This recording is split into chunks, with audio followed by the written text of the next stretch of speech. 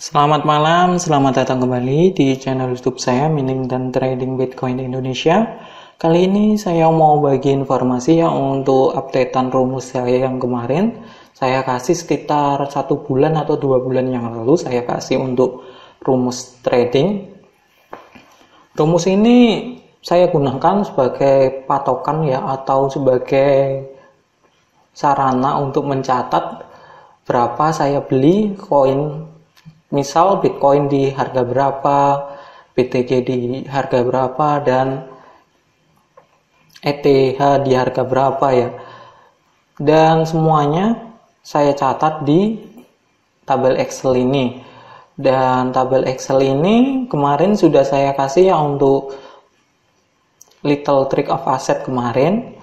Dan sekarang saya mau mengupdate ya untuk rumusnya, dan soalnya banyak yang bingung kemarin untuk apakah bisa dipakai untuk semua koin ya di sini atau bisa digunakan di market lain.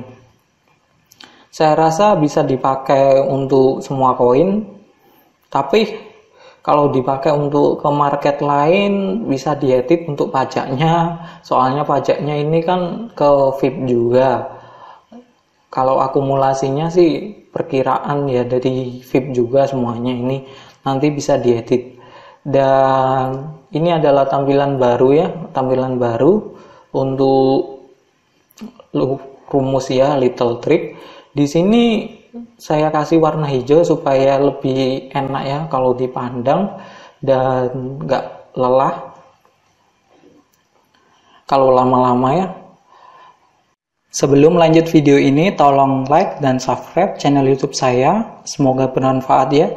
Jika ingin download atau ingin unduh ya, bisa diklik di kolom deskripsi. Nanti saya kasih link di bawah. Semoga bermanfaat.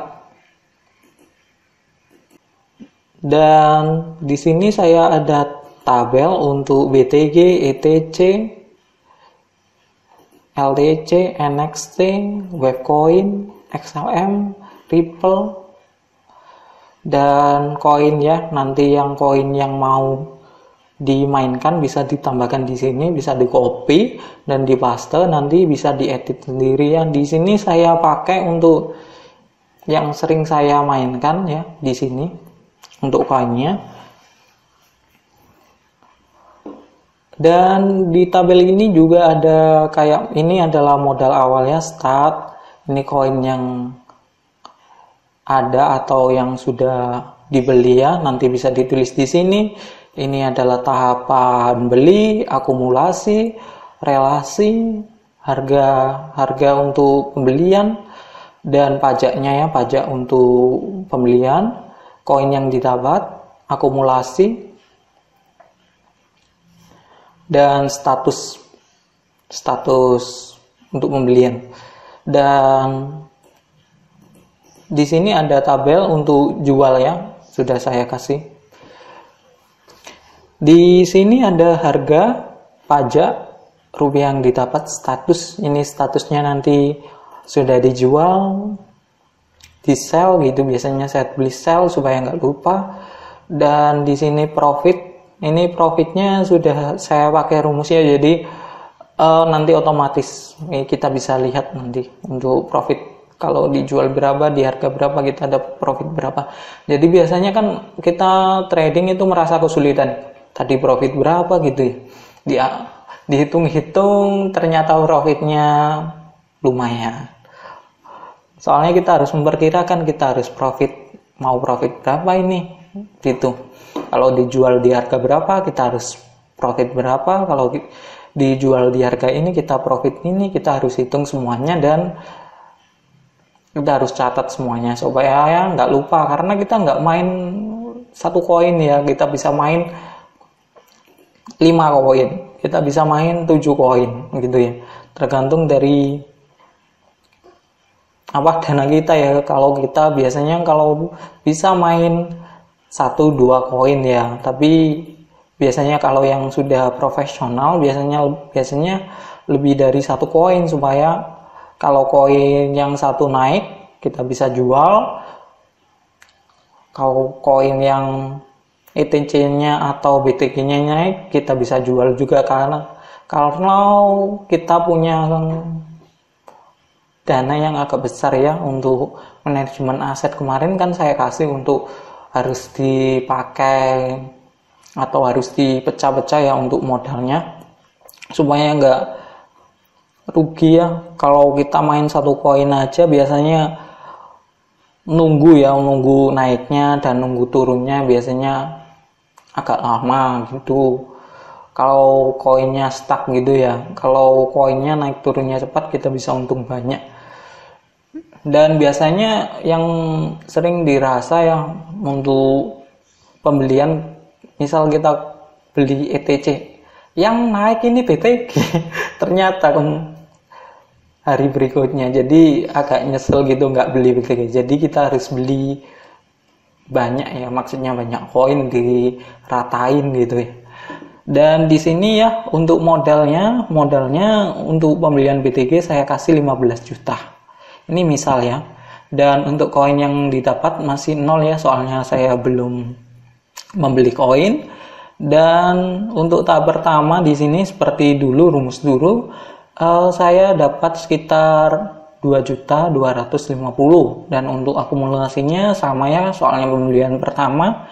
Dan untuk relasinya ini atau realisasi atau kenyataan di lapangan, kita beli ya di harga segini, kita mendapat modal segini. Dan sekarang harganya untuk BTG tadi saya lihat sekitar 1.060.000.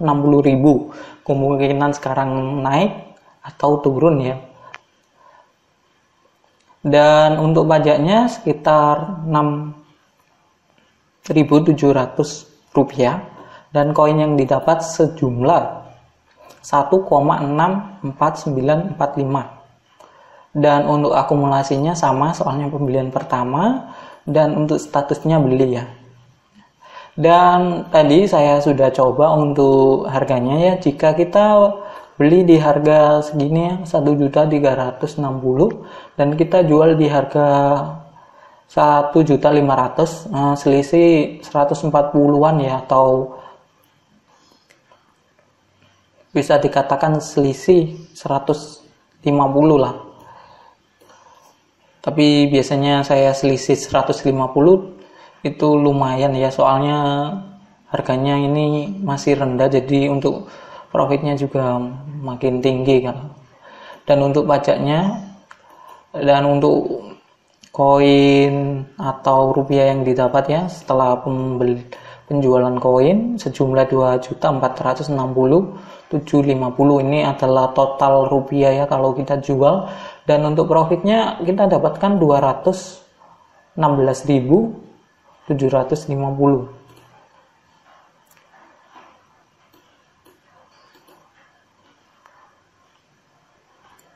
Ini ya.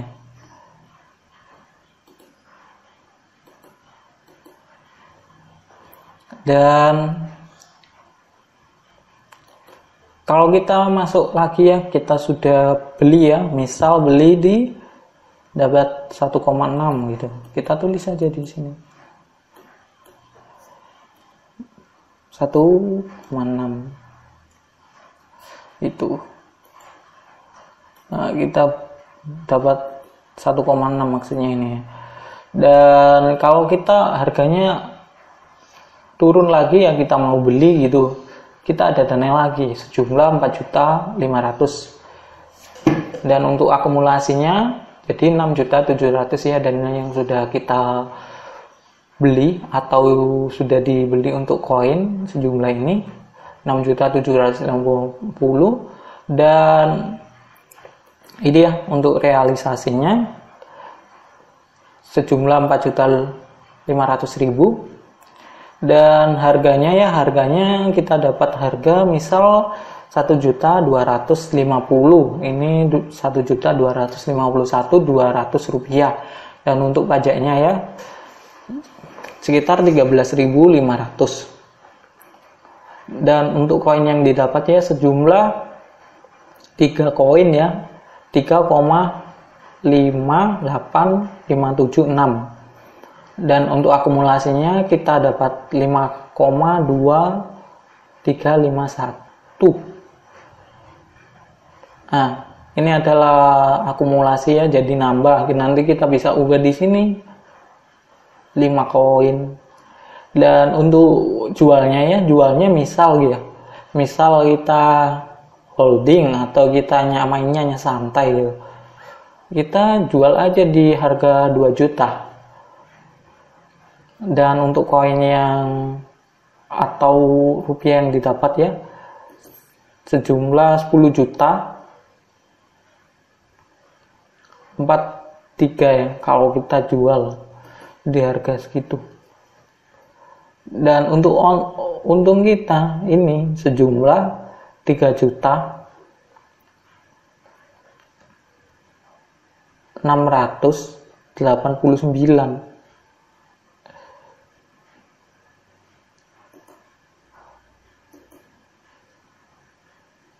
Jadi kalau kita main holding atau main short, kita harus memperhatikan ya untuk semuanya, untuk profitnya kita berapa, pajaknya berapa, supaya kalau main short itu harus diperhatikan pajaknya. Pajaknya itu jangan banyak-banyak ya, soalnya untungnya dikit, pajaknya besar, jadi nggak imbang gitu. Harus diperhatikan juga untuk pajaknya dan profit kita. Dan kita lanjutkan lagi ya untuk tahap 3. Di sini kita dapat harga atau kita dapat modal sekitar 8.250.000. Dan untuk akumulasinya sudah habis ya, sekitar 15 juta. Modal kita sudah habis dan kita dapat harga ini 1.151.000 rupiah. Dan untuk pajaknya sekitar 24.750. Dan untuk koin yang didapat ini 7,14 ya, dan untuk akumulasinya 12 koin. Dan untuk pembelian kita tulis sudah dibeli, dan misal kita jual di harga 3 juta. Dan untung kita berapa ya? Sekitar 22 juta. Banyak ya, soalnya kan kita jualnya kan banyak dan kita pembeliannya lebih kecil, jadi untung kita lebih besar. Tapi ini main holding ya, kalau 3 juta atau 5 juta biasanya ini disimpan lah, ini misal ya, soalnya biasanya mainnya main holding dan main short. Kalau main short sih mainnya per jam ya, kita harus lihat semuanya pasar gitu. Bisa satu komputer itu 2 grafik atau bisa kayak main layar banyak gitu kalau yang sudah profesional ya hidupnya, soalnya profesinya untuk trading, jadi ya ditekuni. Dan di sini saya contohkan lagi ya untuk XRM, soalnya ini adalah koin favorit ya, koin favorit bagi semua orang, saya juga, soalnya banyak untung di koin ini, soalnya masih murah gitu. Dan untuk marketnya juga saya katakan selalu ini geraknya cepat ya, dari 4.000 ke 5.000, dari 5.000 ke 6.000, ini hitungan hari atau hitungan jam ini bisa mencapai harga itu kalau marketnya bagus juga. Dan di sini saya punya modal sekitar 13 juta ya, 13 juta. Dan untuk tahap pertama ini 1.950.000.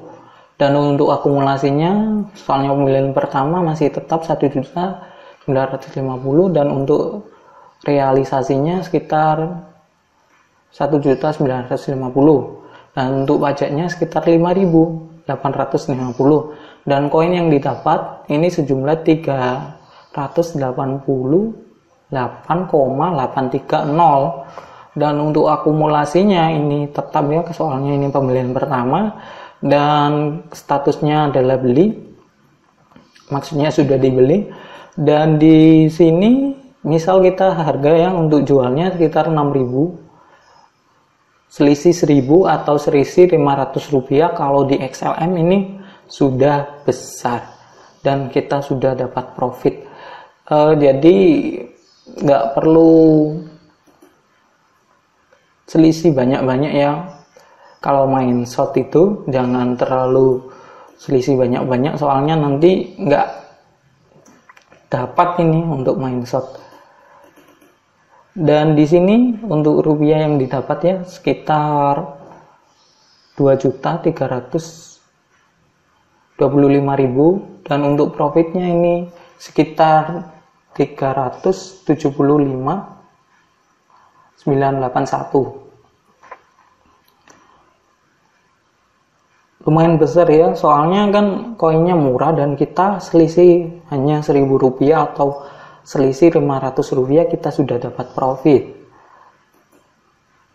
Kalau koinnya murah, kalau kita beli Bitcoin ya, misal beli Bitcoin dengan selisih 500.000, kalau dihitung-hitung lebih profit XLM dengan modal yang sama, selisih ya 500 atau 1 juta gitu ya. Itu lebih profit XLM daripada kita main Bitcoin ke rupiah. Saya rasa banyak yang bingung ya, atau banyak yang bisa dikatakan kalau masih pemula tradingnya itu biasanya Bitcoin ke rupiah atau Bitcoin ke ETH. Saya rasa tidak ada salahnya, tapi kurang tepat ya menurut saya. Lebih baik itu main koin-koin yang masih murah seperti BTC, ETC, NXT, Wavecoin, XLM, Ripple ini masih murah, dan kita kalau membeli dalam jumlah yang banyak dan kita jual dengan selisih yang sedikit ya, sekitar 1.000 atau 2.000 gitu, kita sudah untung banyak. Dan saya rasa banyak yang untung ya kalau jualan XLM atau Ripple ini. Kalau main short itu harus cepat, dan resiko main short itu banyak ya, sering begadang, dan ini harus lihat banyak grafik juga karena tidak hanya satu koin yang dimainkan, dan kita selalu menunggu momen ya, momen yang tepat untuk jual dan beli. Dan di sini harus semua dicatat ya dalam tabel Excel atau tabel Word ya. Tapi saya suka Excel ya, soalnya untuk rumus-rumusnya lebih enak. Dan kita sudah mengetahui ya profit kita berapa dan lain sebagainya kalau kita pakai rumus ini, atau bisa dikatakan aplikasi ya, bukan aplikasi, tabel ini ya. Jadi memudahkan sekali dalam penjualan dan dalam pembelian, dan kita bisa menentukan profitnya berapa. Dan biasanya pada waktu market naik maupun turun itu pada waktu selesai maghrib ya, dan subuh, tengah malam itu bisa naik bisa turun, soalnya naiknya cepat dan turunnya cepat kalau malam hari itu. Kalau di siang hari ini biasanya stuck ya, stuck atau stabil gitu. Soalnya kalau orang luar ya, maksudnya orang luar, kalau di sini di Indonesia kan siang ya. Kalau di sana, kalau kayak di Amerika gitu kemungkinan malam. Jadi aktifnya itu siang hari di sana itu untuk penjualan dan lain sebagainya. Terima kasih telah menonton video YouTube saya, semoga bermanfaat, dan jika ada pertanyaan silakan bertanya, dan semoga memberi solusi kepada mereka yang membutuhkan.